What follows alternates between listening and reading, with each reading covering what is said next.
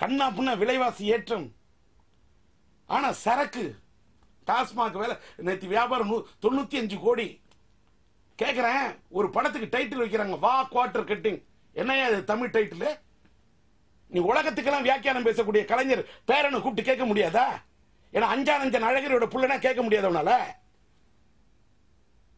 ஒரே ஒரு பத்திரிகையில ஆனந்த விடன் பெரிய இந்த பத்திரிகை, நீ கேள, உனக்கு துணிச்சல் இருக்கா?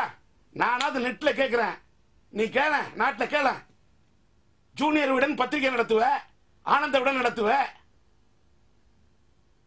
சன் டிவியில வந்து உனக்கு அத்தனை சீரியல் கிடைக்கணும்னா நீ என்ன ஜால்ரா அடிப்பன்னு எங்களுக்கு தெரியாதா?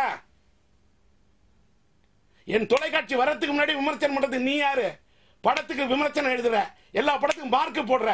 நீ மார்க் போடுறதுக்கு நீ எந்த யூனிவர்சிட்டி படிச்சிருக்கிற? உனக்கு என்ன சினிமா எடுக்க தெரியும்? எஸ்.எஸ். வாசன் சம்பாதிச்ச சொத்தை அடிச்சதுதான் எஸ்.எஸ். அவரோட பையன் பாலன். படம் எடுத்திய எல்லோரும் நல்லவரே ஸ்டுடியோவை வித்துட்டு ரோட்டு கொண்டாந்திய. உன்னால வெற்றி படம் கொடுக்க முடிஞ்சுதா? நான் எடுத்த படம் தமிழ்நாட்டில் எல்லாம் புதுமுகம். ஒரு தடவை நான் படைச்ச வரலாறத்தை எஸ்.எஸ். வாசனோட புள்ளதான் பாலனால படைக்க முடிஞ்சுதா? சொல்லு. நீ சிவா மனசுல சக்தி எடுத்திய, என்ன வெற்றி கொடுத்துட்ட? நீ அடுத்தவங்க படத்துக்கு விமர்சன குழு யாரா அந்த குழுல இருக்கா?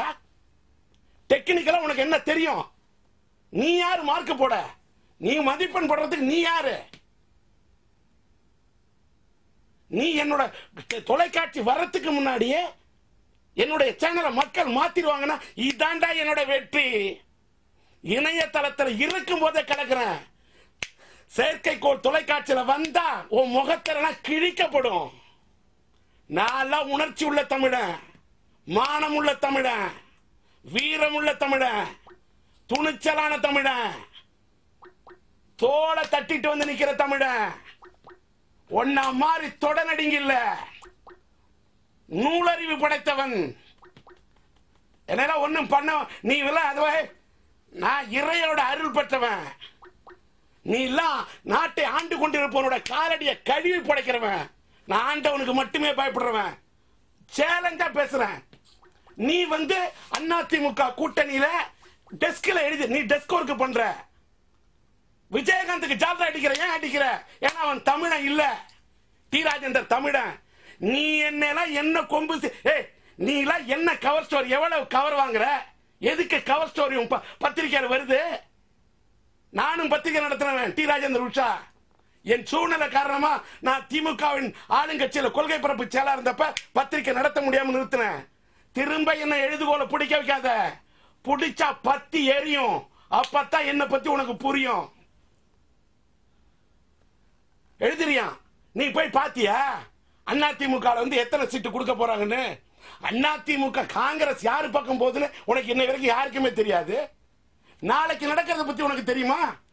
ரஜினிகாந்த் அரசியலுக்கு சூப்பர் ஸ்டார் வராரு, வேன் தயாராயிடுச்சு அத்தனை கவர் ஸ்டோரி போட்டிய. ஓ மூஞ்ச எந்த கறி எடுத்து பூச? ரஜினிகாந்த் எங்கே வந்தாரு?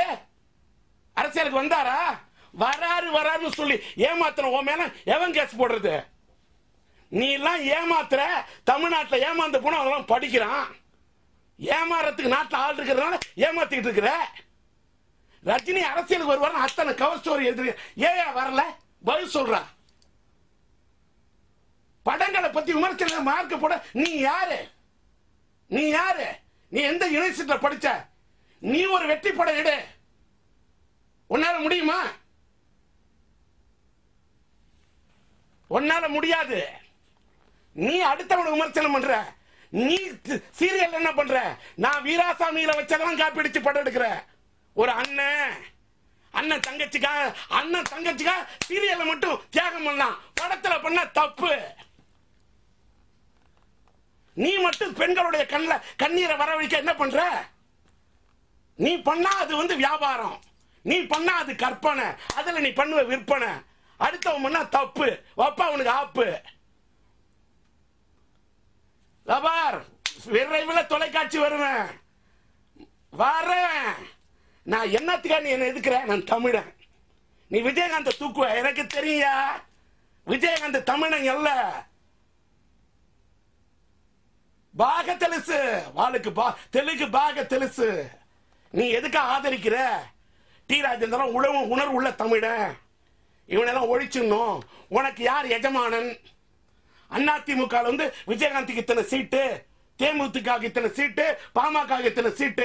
இது மாறி இருந்தா நீ தூக்குப்பட்டு ரோட்ல நிக்கிறது தயாரா? சேலஞ்ச் பண்ணி கேட்கிறேன். ஏசியத்தை எழுதி எழுதி சும்மா டேபிள் உட்காந்து டெஸ்க் ஒர்க் பண்ணி நீ யார குடும்பப்படுத்துறதுக்கு இதை எழுதுன? எல்லாமே எனக்கு தெரியும். நான் ஒரு பெரிய ஆளே இல்ல அப்படின்றியா? இல்லடா, நான் ஒரு கட்சியே இல்ல.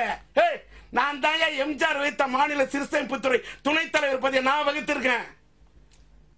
அதிமுகவின் தலையா இருந்த அம்மா அதிமுகவின் கொள்கை பரப்பு செயலாளர், நான் தான் திமுகவின் கொள்கை பரப்பு முன்னாள் கொள்கை பரப்பு செயலாளர். அந்த பதவியை நான் வகித்திருக்கிறேன்.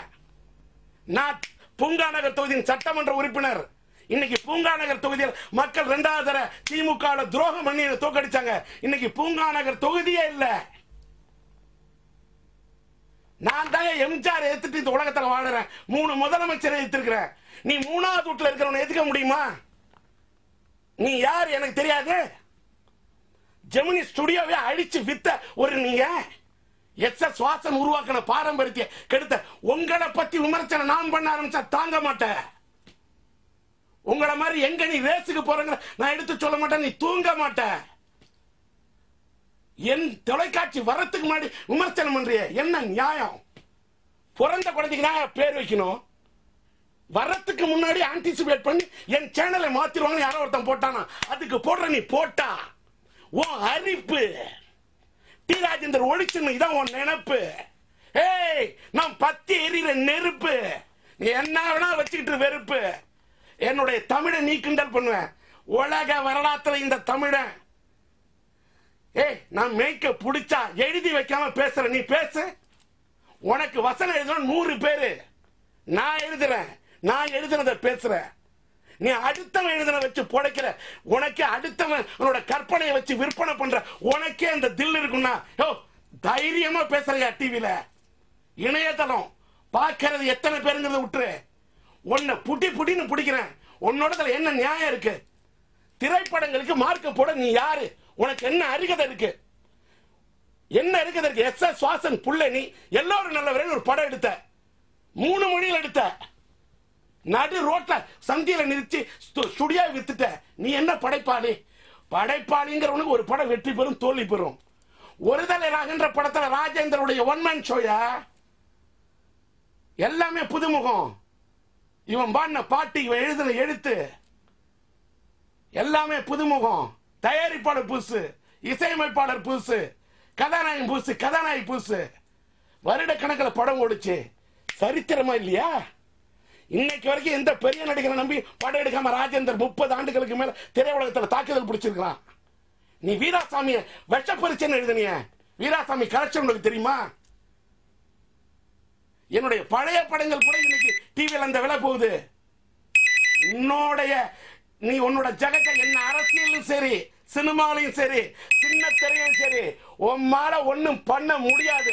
இது சேலஞ்சு. ஹலோ ஆமா ஆமா சார், நான் இந்த ப்ரோக்ராம் ஸ்டார்ட் பண்ணதுலேருந்து ஸ்கைப்ல ட்ரை பண்ணிட்டு இருக்கேன். கனெக்ட் பண்ணவே முடியல. பிஸியா இருக்கேன் சார். இப்ப கூட பேசிட்டு ஒரு நண்பர் பேசினாரு. அடி இந்த ஆனந்த விடல் என்னோட தொலைக்காட்சி வரதை கிழிச்சு விமர்சனம் பண்ணி கிழிச்சு எடுத்துட்டேன். இந்நேரம் ஆனந்த விடன் தான் பதில் கொடுத்துட்டு இருந்தேன். ஆனந்த விடன் பேட்டி கொடுத்தீங்களா சார்? பேட்டி இல்ல, பதில் கொடுத்துட்டு இருந்தேன். ஆமா, ஓகே சார். அதான் இன்னைக்கு ஃபுல்லா பிஸியா இருந்துச்சு. நான் நினைச்சேன் நிறைய பேர் கால் பண்ணி பேசிட்டு. ஆமா, நிறைய பேர் கால் வந்து உங்களோட கேள்வி மட்டும் கேளுங்க. Okay sir.